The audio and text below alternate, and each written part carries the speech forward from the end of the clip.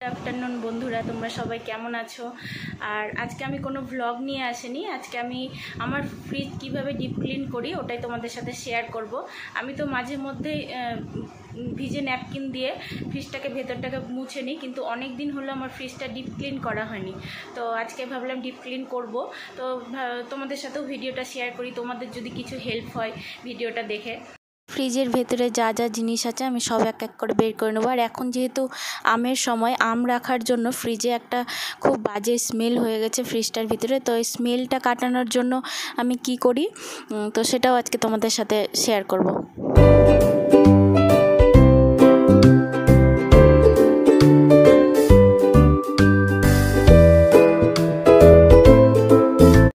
বেশ কিছুদিন হলো আমার ফ্রিজটা যেহেতু ডিপ ক্লিন করা হয়নি, তাই দেখো পুরো সব দিকে দাগ দাগ হয়ে গেছে। আর এই দাগগুলো শুধুমাত্র সার্ফের জল দিয়ে ধুলে উঠতে চায় না, কালো কালো দাগগুলো থেকে। ফ্রিজের ভেতরের অ্যাক্সেসরিজগুলো আমি সব এক এক করে খুলে নেব।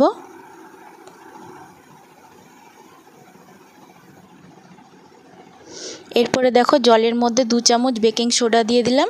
এবার বেকিং সোডা ভিজানো এই জলটা আমি পুরো ফ্রিজে ন্যাপকিন দিয়ে মুছে নেব। বেকিং সোডাটা এই জন্য দিলাম আমি, যেসব কালো দাগগুলো ফ্রিজের মধ্যে হয়ে গেছে সেগুলো বেকিং সোডার জন্য সব একদম পরিষ্কারভাবে উঠে যাবে, একটুকু দাগ থাকবে না। আর যেসব অ্যাক্সেসরিজগুলো খুলে রেখেছি আমি, ওইগুলোকেও বেকিং সোডাতে ভিজিয়ে রেখে দেবো। 10 মিনিট মতো এভাবে রেখে দেবো, তারপরে আবার পরিষ্কার করব। এগুলোকেও দেখো ভিজিয়ে রেখে দিয়েছি বেকিং সোডাতে আমি। বেকিং সোডা জলে 10 মিনিট ভিজিয়ে রাখার পরে এবার অ্যাক্সেসরিজগুলোকে আমি ভালো করে ক্লিন করে নেব। পরিষ্কার জলের মধ্যে ডেটল হ্যান্ড ওয়াশ দিয়ে আবার এই ন্যাপকিনটা দিয়ে ভালো করে ভেতরটা পরিষ্কার করে নেব আমি।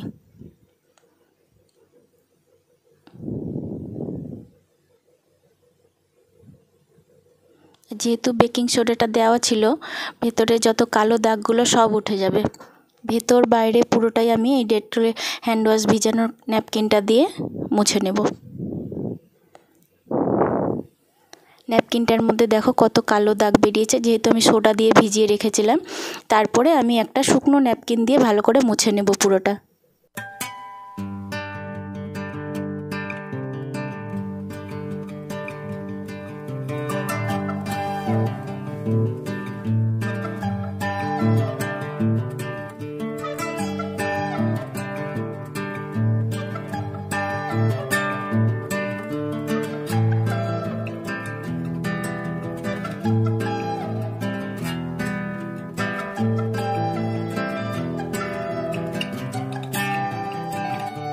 ফ্রিজের ভেতরের সব জিনিসগুলো দেখো আমার গুছানো হয়ে গেছে। আর আমি ফ্রিজের ভেতরে খাওয়ার যেসব রাখি সেগুলো এয়ারটাইট কন্টেনারে রাখার চেষ্টা করি, তাহলে ব্যাড স্মেলটা কম হয়। আমার তো ফ্রিজটা দেখলেই তোমরা ক্লিন করা হয়ে গেছে, যা যা জিনিসপত্র সব রেখে দিয়েছি। তারপরে 2টো লেবুকে তোমরা মধ্যে থেকে কেটে ফ্রিজের ভেতরে সাইডে সাইডে রেখে দিতে পারো। ওটাতে ফ্রিজের ভেতরের যা বাজে স্মেলটা ওটা লেবুতে টেনে নেবে। এটা একটা খুব ভালো টোটকা বলতে পারো। তো আমার আজকের ভিডিওটা তোমাদের কেমন লাগলো, তো প্লিজ একটু লাইক করো, ফ্রেন্ডস অ্যান্ড ফ্যামিলির সাথে শেয়ার করে দিও। আর যারা নতুন আছো চ্যানেলে অবশ্যই একটু সাবস্ক্রাইব করে দিও। তাহলে আজকের মতো বাই। আবার একটা নতুন কিছু হেল্পফুল ভিডিও নিয়ে তোমাদের সাথে আবার হাজির হয়ে যাব। আজকের ভিডিওটা তোমাদের কেমন লাগলো প্লিজ একটু কমেন্ট করে দিও।